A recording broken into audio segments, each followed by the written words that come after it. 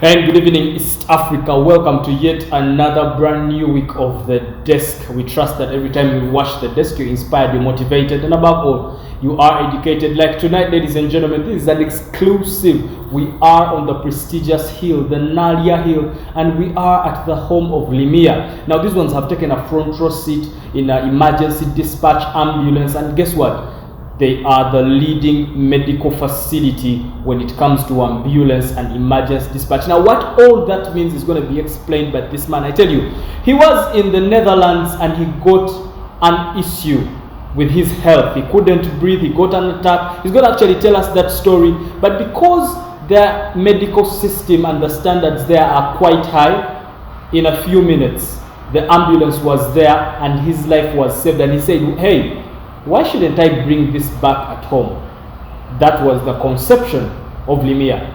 Now, ladies and gentlemen, my guest, Mr. Julius, he's a very smart man. The first time we met, we talked for hours and he was actually teaching me some biology, although I love to do a lot of economics. But Julius is on the show. Welcome to the show, Julius.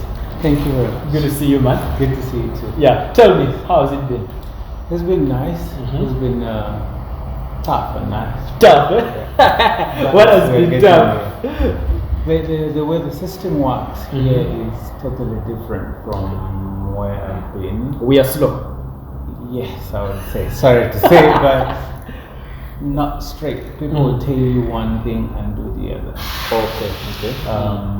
There, the system is straight. It's A, B. You apply for something. You get You that. either get it or you don't get it. And Plug and play. Yes. Si byakuyungirira. Yeah. Wano tweyiya Uganda. It never happens. Actually, before we even dive into the show, do you think that uncertainty and then also people not being straight is what has led to some of these things being slow in the country? Yes, it kills business, for example. It kills the way you plan. Correct. So I wake up in the morning, I plan for the next 16 hours of my day. I know I'm going to meet Mr. Shedrack at 11 to 1. So I cancel my programs at 11. I call Mr. Shedrack. I says, Bonanzo Nua, Sija Kubeda, Naija office. So you spend like 7 hours waiting for Mr. Shedrack when actually in your budget you have 2 hours. So you have to cancel other programs, you have to cancel the rest you're supposed to do because of one person. Because of one person. Anyway, that's how Ugandans are, but you are hearing, I think you need to change some of those things. So Julius, let's just talk about the conception of Limear. What is Limear in full? And let's talk about the conception. Limear is Life Medical and Rescue International. It was born in August 2009. 2009? 2009, yes. 2009? 2009. Why am I hearing about it right now? Yes, because it's in emergency medicine. It's something that is very expensive and it's something you really need. You just can't bump it. You either know or you don't know. So I was in the Netherlands. By that time I was working for the International Criminal Court. You were at ICC? I was at ICC. And then I exposed myself to the cold. Really, they had the worst winter then. So in the process, I got sick. I played around with pneumonia. And it got to a level that was really life-threatening. I couldn't breathe in the middle of the night. And I called the ambulance. Luckily, I had now gotten into learning the system and how they operate. So I called, their system is 112. So when I called 112, the call goes to the call and dispatch center, the emergency dispatch center. The lady asked me, I speak Dutch, spread Netherlands. So you speak Dutch? Yes. How long have you been in the Netherlands? For a long time. So almost like 12 years. Okay. Yeah. So the lady asked me whether they first ask you, tell us exactly what has happened. So the first thing is they ask, it's a structured, simple question. That's the international version. So they say, what's the address of your emergency? So the first thing they need is your address. Okay. And they need your contact number and then you tell them exactly what happened. So I tell them, Why address first?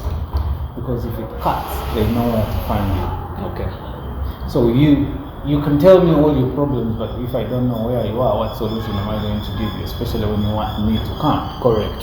So it's your address first, your number, just in case phone cuts, they can call you back, and then you tell them your problems, which we call chief complaints. So they need to know your chief complaints.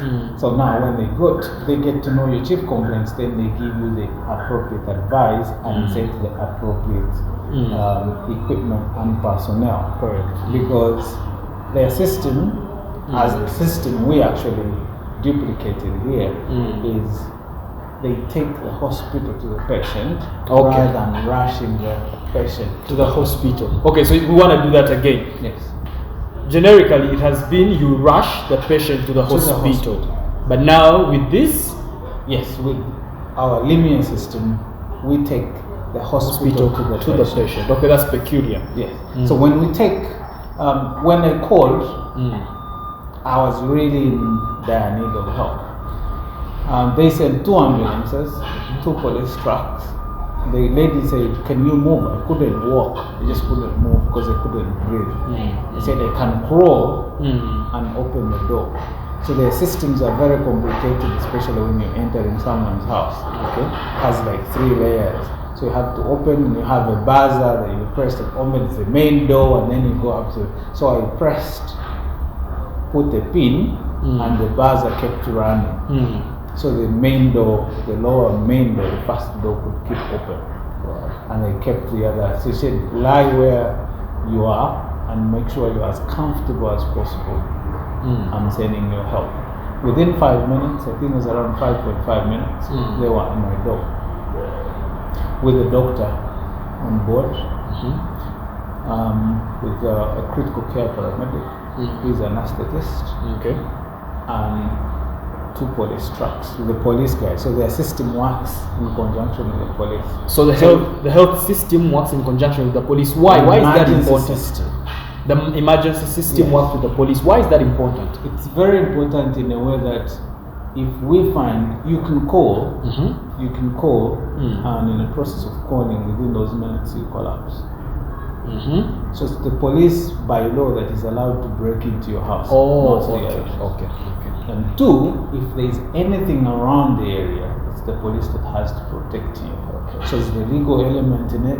There's also the protection element, and also, of course, the medical. And then the police is also trained in emergency care. So if they have to do CPR, it will not be the paramedic. It's the police. When they get tired, the police will take over and do CPR. So this whole system is way too advanced. And of course, that's how that was the end of my understanding. So they come in and they asked me like 2 questions. At the end of the day, I didn't know what was happening. I only received an injection because I knew what he was doing, but he put me in induced coma at RSI and took me to the hospital. I woke up after 4 days. What? Yes. And he showed me the X-ray. And he told me I had the window of around 4 to 5 hours to die if I had not called an emergency, because my whole lung was dead. Basically, I had a small piece like this that was still open.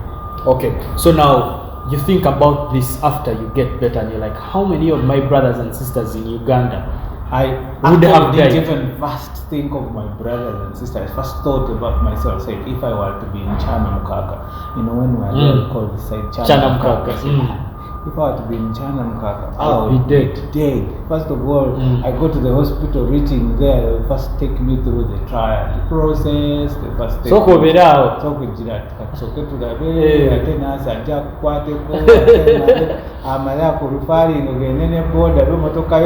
time you get the appropriate care, that will be the end of the gospel according to send yourself.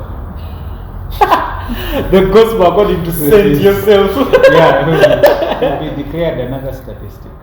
Okay, so how do you conceive this and you say, I can help this? I actually asked him. He said, "How does your system work?" So he took me. He's called Dr. Noka. So we became very good friends. Even up to now, we exchange emails. Okay. I said, "Dr. Noka, how does your system work?" And then he said, "I'll tell you how it works." So he took me through how their system works, how they deploy the emergency. So say they don't deploy an ambulance.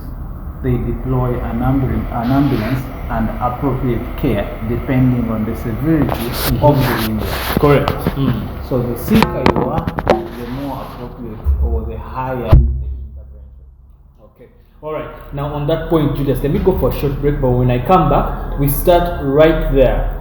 How he explains to you their system and how you get interested to incorporate it to your country. Now, do not go away. We are still on the continent's leading intellectual platform, the highest platform for solution finding. And as I told you, this is an exclusive. We are at the prestigious hill, Nalia Hill. Do not go away. We are at Limear, and we're coming back.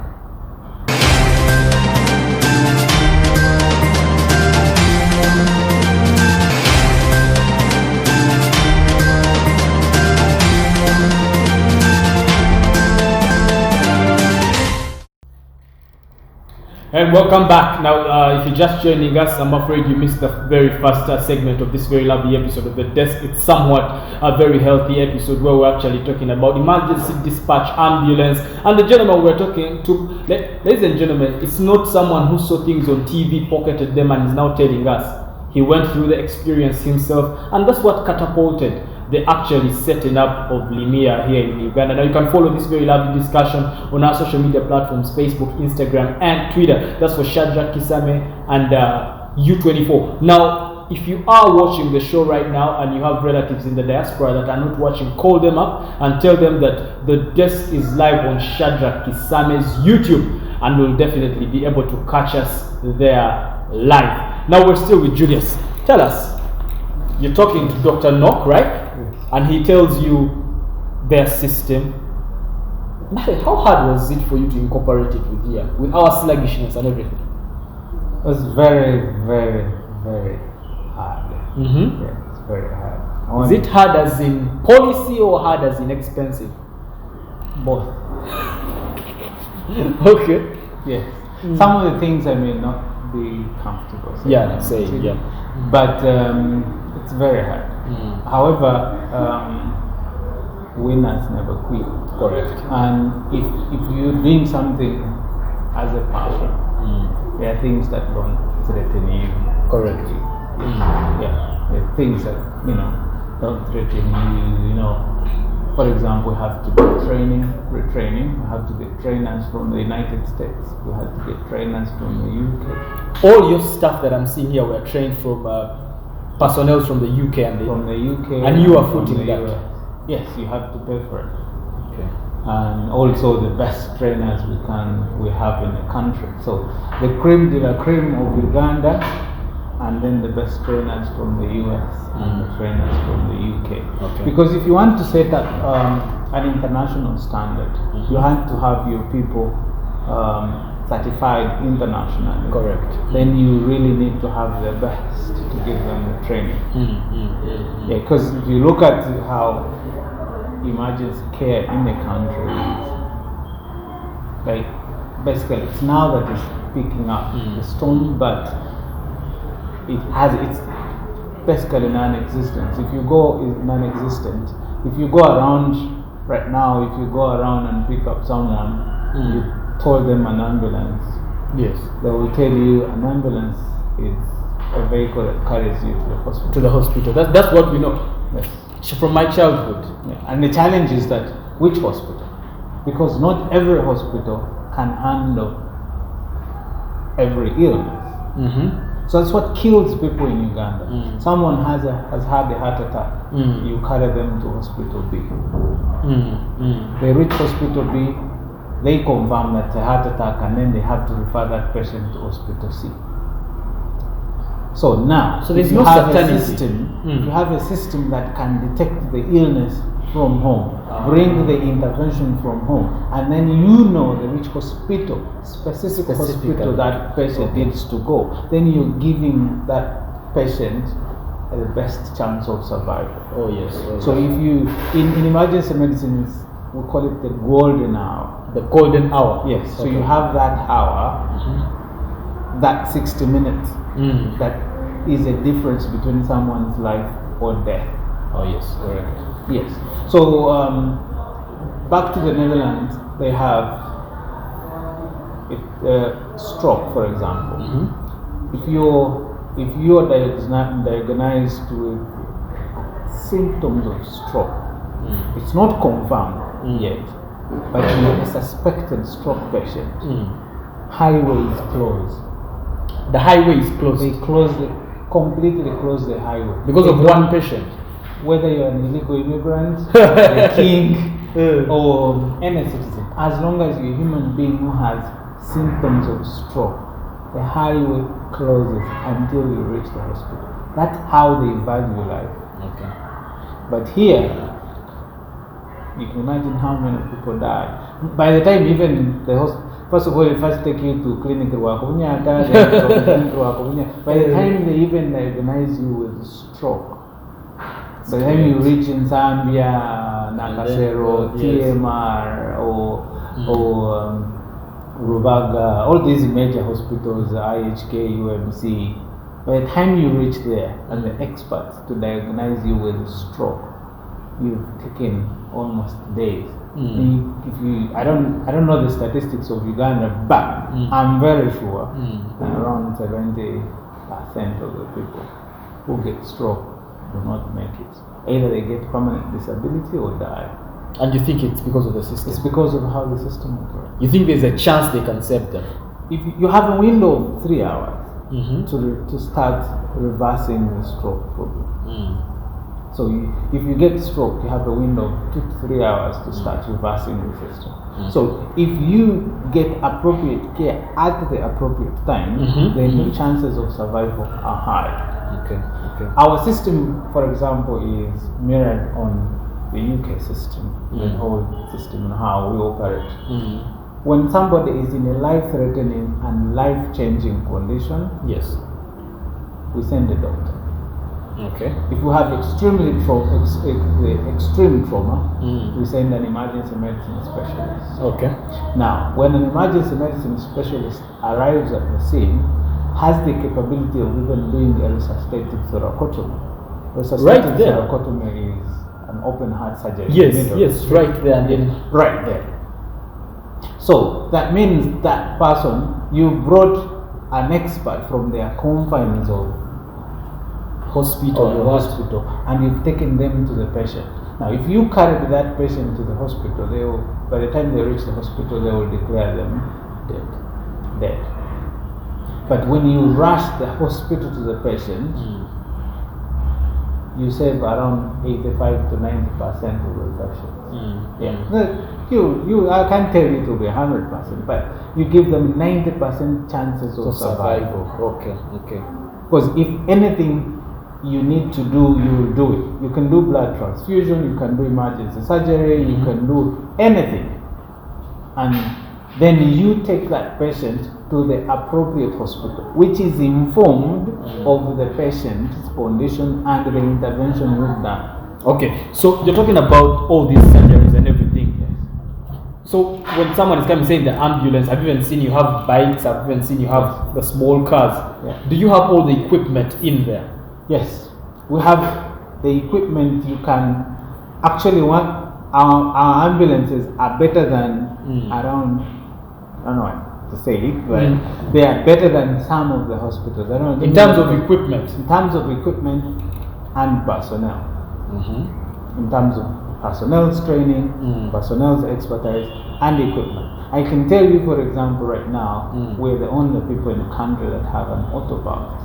What's that? An autopulse is a machine that it's an automatic CPR machine. So if somebody has gone into a cardiac arrest and you have to do CPR, so just put it on the machine, it covers the board goes in the back and the belt, because the life band goes on top, and the machine will do the CPR for you as you put on all the other equipment, and then the doctor's hands are freed to now monitor the rest, to give adrenaline, monitoring, see what interventions he or she can do, and then also prepare. So it's not like if you're doing CPR, remember you can't do anything else. Yes, correct. So when you have a machine doing it, then that patient is given, the doctor is given an extra hand, or the paramedic, to do the rest, to intubate, to do the rest, to give medication, to monitor the machine, and then you will see the patient. So in simple terms, Limear, you bring the hospital to the patient. A complete hospital to the patient. Then when we've taken you out of danger, and you need to go to the hospital for definitive care, then we inform the hospital that either is appropriate for you or it's a hospital of your choice. So it can be the hospital of your choice depending on your injury, but there are times when we have to overrule the patient. If you have a heart attack, you can only go to Heart Institute or Chisum. I'm not going to lie to you. We're on TV, I can't afford to be ridiculous. So you can only go to Heart Institute or Entebbe if you have a heart problem. So even when you go to some of the best hospitals in the country, they will refer you there, or they will get a cardiologist to come see you. Yes, correct. But the hospitals that have the capability of dealing with extreme heart problems is Chisubi and Uganda Heart Institute. All right, now I'm going for a short break, but when we come back is when you're going to tell Ugandans whether they can afford you or not. Now do not go away, you're still on the continent's leading intellectual platform. I actually tell you, this is the highest platform for solution finding. The desk now tonight is an exclusive. We are at Nalia Hill and we're at the home of Limear, and we're actually talking to the proprietor, and he's trying to give us a few insights. Now if you have a medical student or a medical personnel and they are related to you, or they are your friend, call them up and tell them that the desk is live on U24 and on Shadrach Kisame's YouTube. Now do not go away, the desk actually returns in a bit.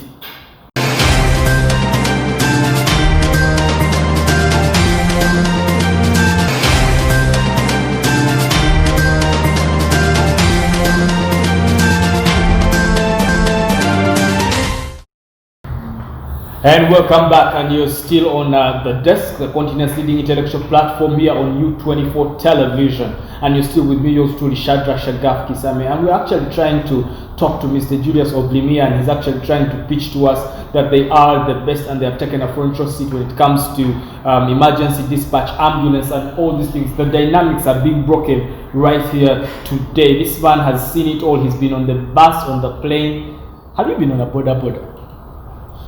Actually, yes, I've even, you come, when they tell you that you're coming from far, they come from far. You come from far? Very far. Have you ridden on a border? A border? That's my daily life. Even though I don't like them. Why don't you like a border? Because of the way they ride. Yeah. I love the borders as human beings, but the way they do things as well. They're negligent? They're very negligent. They never respect traffic rules. You're on the traffic light there. I am going nowhere. It's me who is paying you. Just because you've not been knocked doesn't mean that you want to. They're trying to make money, because if he delays with you, how will he get another? When you die, then who's going to make the money? Okay, makes sense. Yes, because you have to go back and look at the statistics of trauma in Uganda. So not even trauma, let's leave stabbing and etc. Let's focus on accidents in a country.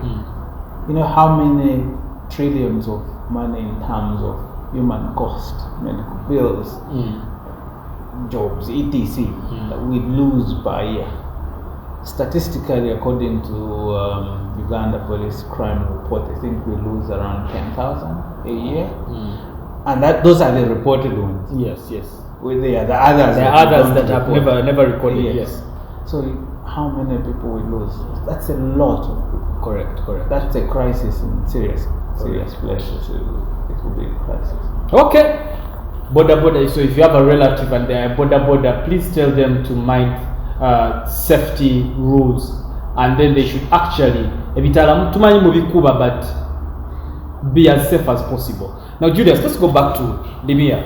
Yes. Ugandans, abantu abasinga tuli bantu ba wansi. Can we afford you? Can we afford your services? Never to bantu ba wansi.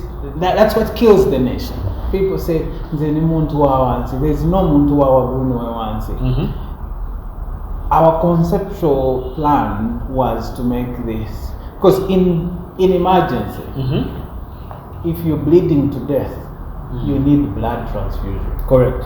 Much as the highest, the first citizen would need blood transfusion, is even the last citizen would need blood transfusion. Yes. There's no difference. But the first citizen will get it first. That's our mentality, that we can make it. We have blood and blood product in our ambulances. So it doesn't matter who calls, the border guy or tomato. Because you can never tell. You don't do a background check. In emergency, we have that. If you see our niches, when every second counts, okay, that second can be the difference between someone's life or death. So we don't have that time. No luxury of... Yes, and if you see in our dispatch center, we have an issue where people call you and the first thing they talk about is Limear, like what's the condition of the patient. Okay. Because that is going to tell us how fast we go, what equipment to go with, which cadre, if I use the Ugandan language, which cadre to send. Okay. By cadre I mean when they send a specialist, doctor, critical care, paramedic, emergency. But the patient is right, Julius. The aspect of money is important. What if I fail to pay after? You can't fail to pay. I know you're born again, yes, just like me. But have you ever seen an empty bar? No, I've never seen an empty bar. Do you know how much money they people spend? We don't know how we value things that are not valuable, okay, and things that are valuable we don't value them. Okay. A man, an average Ugandan male, would spend 1 million shillings on a girlfriend who is cheating on her than paying that million to save their lives. Okay. Would spend 2 million in a bar than paying for emergency care 500,000 a year. Okay. An average priorities. Yes. See how we do our priorities. Whether maybe not whether, but you know how we prioritize our things. Yes. Things that are not a priority are a priority. Things that are a priority are not. Correct. Yes.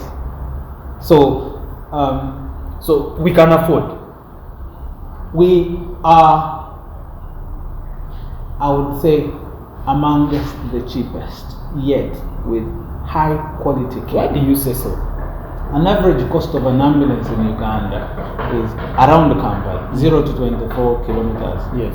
Is between 150 to 200,000. That's basic transport. Yes. We would charge you the same amount of money with a doctor on board, with medication, with the best equipment that you can't find on an average hospital in the country. Not even private hospitals or government hospitals. I can guarantee you that the equipment we have, you can't find it. We are the only ones in the country that have the capability of transporting a neonate. What's a neonate? A neonate is a child that either is premature or has just been born. Okay. So we're the only ones that have transport incubators in the country. Transport incubators where? Incubators where you put those little kids in. Yes. Hospitals have incubators but they are static. They are static. Yes. But they are those that are designed to be for transport. We're the only ones in the country with them. So I can tell you that our NICU, neonatal intensive care unit or ambulance, currently is the only existing NICU in the country. If I'm to read the mind of someone watching over there, they are asking, Be clear. Specifically, a long time we're looking at building the first trauma center in the country. Actually, in Eastern Central Africa. I won't go into details for confidentiality issues, but we're going to build the first trauma center. When I talk about the trauma center, it's not by name.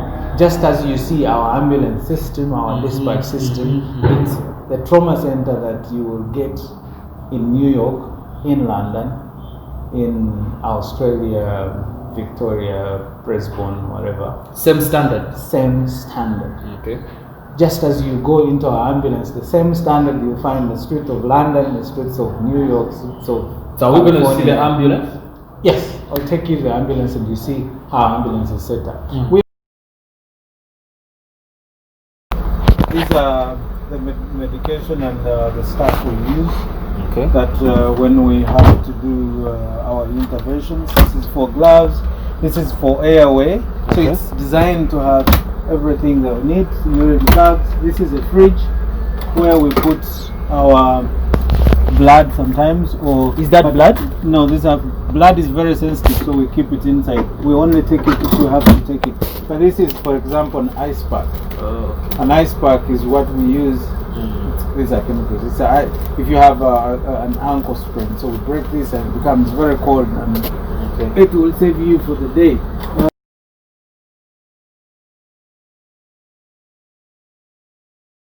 So it has gel in it.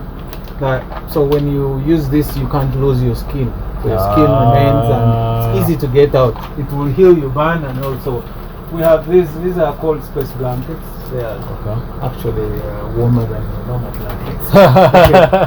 Yes, and they have spacers and other equipment down there. We have this. This is an evacuation chair. So if somebody is stuck in the flat, we use this to get them down. You just send it up. It can move on the stairs.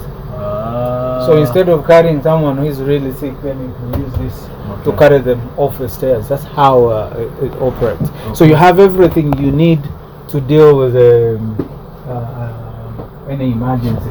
The other things I haven't shown you, but we have all the medications and we have also the bag. Yes, we can give you anything. By the way, this is a negative pressure ambulance. You can set it to. Now, when you have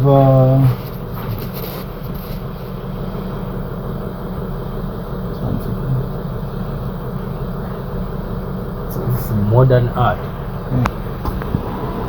Yes. So now. So what is that? This is what, pressure? Yes. What SC? you do? Is this SC? That is bringing AC. But now I've set it to negative pressure. Okay. So when we have a patient that has COVID, for example. Okay. So when we have a patient here that is highly infectious, when we close the door, we set it to negative pressure. Okay. So everything that is in here is sucked up. There's a filter up there. Okay. And it reduces the chance of the paramedic or whoever is here to get contaminated or infected. When we open the doors, we set it to positive. It goes back to positive pressure. So we give it positive pressure. So everything that is in here can't go out even if we open the door. The doors. Someone has called us and they have an event, MTN rally, motor rallies, and they need medical backup. Okay. This is what we set up.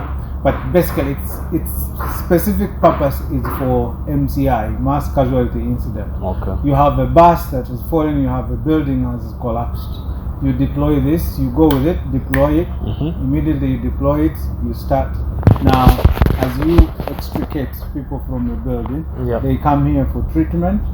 When they are stable enough, you evacuate them to the hospital. For definitive care. Okay. So other people can get. For those who have minor issues, can get, whatever. If you need to do a surgery, we can sterilize one area and straight up. The doctors will go straight and do the surgeries. So we save that drama of rushing the patient to hospital, they don't get appropriate care, but we bring the whole appropriate care to them. All right. And then it's done like that. So you deploy your resources appropriately, and it's so easy and straight. So you have, by the time someone goes to the hospital, you know that they can't die, rather than rushing them and they die halfway. Okay.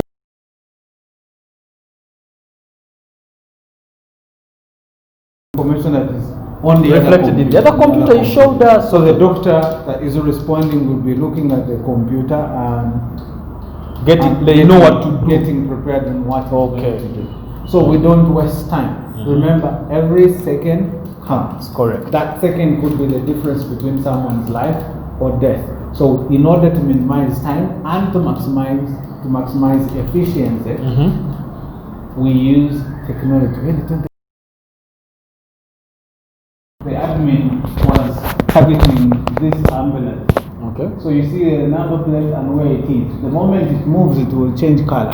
So when she's dispatching, she will look at where the ambulances are. If they're all the ambulances, she will deploy the appropriate ambulance and the nearest ambulance. Not only the nearest, but the appropriate but nearest. So if someone is in Muyenga and there is a best life support ambulance there, but the patient is an advanced life support ambulance, then they will not deploy the other one, but they will deploy the one that is in, let's say, Nakawa, but it is advanced life support. Or the other one will go in to give support if sometimes you reach there and the patient is really sick and you need extra manpower to respond. Or sometimes people give us the information, because the information the caller gives us is what we best you use on to send. Sometimes they tell us, and then you reach there. You reach there and the person is in a critical condition. Really and what is sick for your eyes may not be sick medically. What is not sick for your eyes could be extremely very critical medically. For example, someone will say, I'm feeling dizzy, I have a heavy chest and some pain. We also came up with a system to save people. Now, we call it a service fee. So you come, you pay a service fee for a whole year. And then you access our services unlimited. So it's like a retainer? Yes, something like that. You pay a retainer, and that you subscribe to Limear. When you subscribe, that one makes things difficult. Different. When you talk about the subscription, it becomes a different issue. Yeah. So it's a service fee. Rather than, you understand Luganda? Yes. In Luganda they say agali wamu, gagalu menyama. Yes. Agali awamu. Say agali wamu. Agali awamu. Like if you have two teeth in your mouth, you don't expect. Correct. But if you have a collective effort, so watu bagamba omugago omukukyalo asasulira bonna school fees, but omugago omugezi ayita bonna ne bagagawala. So the less responsibility. Yes. So this is what we're looking at. So someone pays in a fee. When you pay just a simple fee, well, you paint a picture like how much? Like let's say an average 500,000 per year. Per year. Now 500,000 per year, those are 2 ambulance runs within Kampala, 2. But you are guaranteed, even if you're in a very critical injury, that you can even get a resuscitative thoracotomy. A resuscitative thoracotomy will cost you around 27 million shillings if we have to do it in a field. Wow. Yes, because you look at the kit, you look at the personnel, you look at the rest, everything that the kit. If you have to do a REBOA, for example, REBOA is called resuscitative endovascular balloon occlusion of the aorta. So REBOA, you use it if you have someone is bleeding to death, but you don't see an opening their bleeding. Okay. So the only way to stop that bleeding, usually the bleeding happens in the abdomen or in the pelvic area. So that's a sac. So blood goes in there. But you see someone's dying, they're bleeding to death. You can't feel their pulse. You put even a machine can't pick up its pulse. But you see someone is gone. So you see they are bleeding to death, but you can't see the bleeding. Okay, so you can do all of this on that amount. service fee. Yes, on that service fee. You know, we cannot finish the entire thing right here on the desk. We're going to go and see the ambulances. But maybe just as we wind up this whole thing, I am in Arua and I need your services. Currently, we are not in Arua, but by the end of the year, we're looking at getting into the major cities of Uganda. Okay. That is Mbarara, Arua. Actually, I was in Arua a few weeks ago. We were working out something with some major NGO out there. So setting in Arua, Mbale, Gulu, Mbarara, Kabare, Jinja, Soroti, and then up to Kotido. Okay. So that our plan is to be able, within Kampala, we can guarantee up to 15 minutes. Okay. We want to guarantee up to around between 7. Our target is to be able to reach someone who's in a critical condition, life-threatening, life-changing within 7 minutes. Okay. Yeah, but that happens if we all come together. As I tell you that setting up this ambulance to this standard is around 185,000 euros. We're talking about $1 billion shillings setting up one machine. Yes. So then most of the ambulances you see here on the road are not ambulances. These are just vehicles running around. The vehicles running around with bedsides. These are not my words, the words of Makerere University. Okay. They did a research and said 75% of the ambulances in the country are substandard. They don't reach level 1 ambulance. We're talking about level 1, level 2, level 3, or C. Okay. C, there's the capability, the kind of ambulances you saw outside there that you can do surgery inside, you can do all advanced stuff. Okay.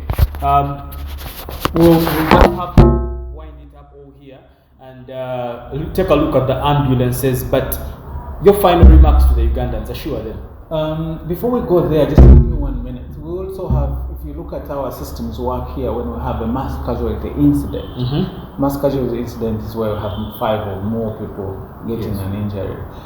We have a system that instead of rushing those people to the hospital, you bring a whole complete hospital to the patient. Like you say, we have a mobile hospital that we can set up within 2 to 3 minutes. And it's up. And it is a 32-bed hospital. What? So within those 32 beds... Can I see it? Is it? Yes, we'll set it up for you. So we go outside, extricate, triage, treat, then transfer. So you can use one ambulance to deal with 50 people. With the mobile hospital? Yeah, because you bring all the personnel to the hospital. You have a specialist in there. You have an emergency specialist in there. You have doctors in there. You have anesthetists, critical care paramedic, intensive care paramedics. You have everything you need. So they stabilize the patients, look at the patients that need just simple prescription, genda waka, and then they look at those who are critical. When they are stable enough to be moved, the ambulance moves them to the hospital. That hospital that is prepared for them, ready for them, because they can take you to a hospital if you need surgery. But they have one theater and it's full the whole day. They're using it, yes. So that I'll be signing your death warrant. Okay. So and that's the problem with Uganda. Like you reach the hospital, they say, sorry, our theater is full. This one needs the theater. You know how Moselle Radio died? Yes, correct. Yeah. So yes, Abana-Uganda njagala kubabuulira nti we brought the best service in the country. It's not even affordable. It's extremely cheap. It's cheap. It's cheap in a way that you will get the same quality service for the same for the same, I don't want to use the word I'm going to use. For the same money that you've been paying to be rushed to the To hospital. the hospital, correct? Yeah. Yeah, let me be. So how do they find? Did you have like the toll-free number that they Yes. call? You call 0800 330 330. That's our toll-free line. That's only for emergency. You want to do that again? 0800 330 330. It's only for emergencies. If you don't have emergencies, please don't call that line, because you will be making that line busy when somebody who has like seconds or minutes to survive needs that call. So if you have your private questions, you can call on 0200 2045 666. Okay. 0200 405 666, or on mobile 0778 428 125. Okay. Thank you very much, Julius. It was a pleasure having you. We should do it some other time. The problem is, Sure. the reason why I don't like talking to Julius is that he will teach me biology, and I used to hate biology in school. You can't survive it. Biology and money are the same. So Biology and money. yeah, you can't say I don't want to, and politics. You can say I don't want. Hey, I do not politique. What? Not politics, but everything is politics. Correct. Everything is money, and everything is biology. Well, now you just had it right with Julius. We'll never stop. Now you've been a lovely audience. Thank you very much for keeping yourselves on YouTube. Now we've been broadcasting here at Nadia Hill, at the home of Limear. Lovely people, lovely atmosphere. Now it has been a somewhat very healthy episode, and Julius has been here. He's been here pitching to us that they're actually the best, and they've taken a front row seat when it comes to emergency dispatch and ambulance. And he's been teaching us a few biology tips here and there, how to save people. Now, good night, good luck, adios for God and my country. God bless this very beautiful Uganda.